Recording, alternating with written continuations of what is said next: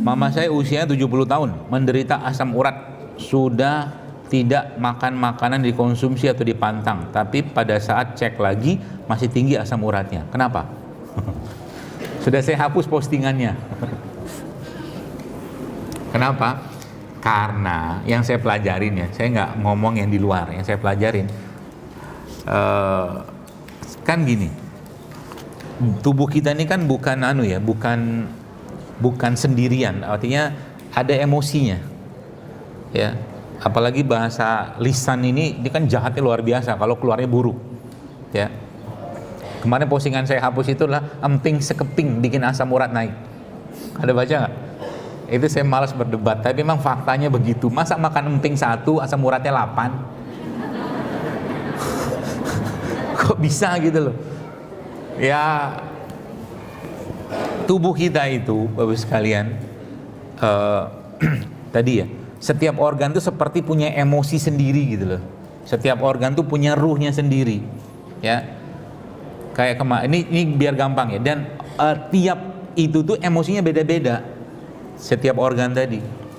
Nah, ginjal ini, ya, biasanya kaitannya juga dengan penghargaan, harga diri, dianiaya.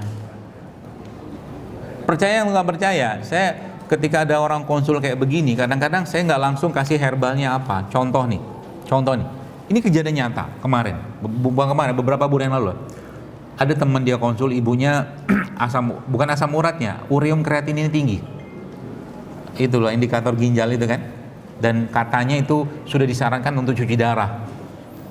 Saya bilang sama dia, coba kamu kumpulin kakak-kakaknya, anak-anak ibu. Saya bilang, ya, anak ibu kumpulin bareng-bareng, ketemu ibu, kemudian hargai ibu, bilang ibu you're not alone, Anda nggak sendirian, kami ada, kami dekat, bla bla segala macam. Itu coba lihat nanti efeknya apa, saya bilang. Karena merasa sendiri, merasa nggak dihargain, itu perginya ke situ. Dan ternyata benar, mereka kerjain itu, ibu dibikin happy, dibikin bahagia gitu, ternyata perlahan membaik semua loh. Sampai kayak begitu efeknya. Ya, termasuk ini nih. Mungkin ada sesuatu yang mengganjal dalam diri sang ibu ini. Karena kan kalau dibilang sudah pantangan, nggak makan purin apa segala macam sudah dikerjakan, berarti ada yang lain. Nah, yang lain tuh apa? Kebanyakan tadi harga diri, penghargaan, merasa sendiri. Dan ini kemarin juga ada ketemu satu bapak-bapak kayak begini. Ya, saya tanya, bapak sekarang kerjanya apa? Pensiunan. Mungkin dari situ saya bilang, kenapa? Hubungannya apa? Ya, dulu bapak pegang uang, dulu bapak bisa mengendalikan rumah tangga, versinya bapak ketika masih kerja, sekarang nggak kerja lagi, post power syndrome, bapak merasa apalah aku. Nah, itu nggak boleh. Paham ya? Jadi gini loh Bapak sekalian, ini makanya Islam itu memberikan pedoman yang luar biasa kepada kita untuk pede. Untuk pede. Sebutlah ini uang, ya, misalnya ini uang 100.000. Kalau saya tanya siapa yang mau, semua mau. Uang ini, ya, saya remek-remek begini, saya tanya lagi siapa yang mau, tetap aja yang nunjuk banyak kan? Oke? Lalu uang ini kata sudah saya remek-remek gini, nggak hancur ya, masih nggak rusak, saya injek-injek di kaki saya. Oke? Terus saya tanya lagi siapa yang mau uang ini, tetap aja nunjuk. Itu uang. Seringnya kita nggak menghargai diri kita bahkan sebagai seorang muslim gara-gara hal sepele, gitu loh. Uang aja bisa dihargai begitu rupa, sedangkan kita, kata Nabi SAW apa? Man syahida annahu la ilaha illallah Muhammad Rasulullah dakhalal jannah. Barang siapa yang bersyahadat, coba, kemudian apa? Dan dia mengakui Allah, mengakui Rasulullah SAW sebagai utusan Allah, dan bahkan dia tidak melakukan katakanlah amal ibadah apapun sepanjang dia nggak syirik, dia akan masuk surga. Tentunya diazab dulu ya. Tapi itu luar biasanya kalimat tauhid tadi, maksud saya gitu. Berharganya diri kita. Maka dalam Al-Quran Allah bilang apa? Allah memuliakan Bani Adam, anak-anak keturunan Adam, kita ini semua. Ya, jadi ibu ini saran saya yang bertanya ini, coba diangkat ibunya.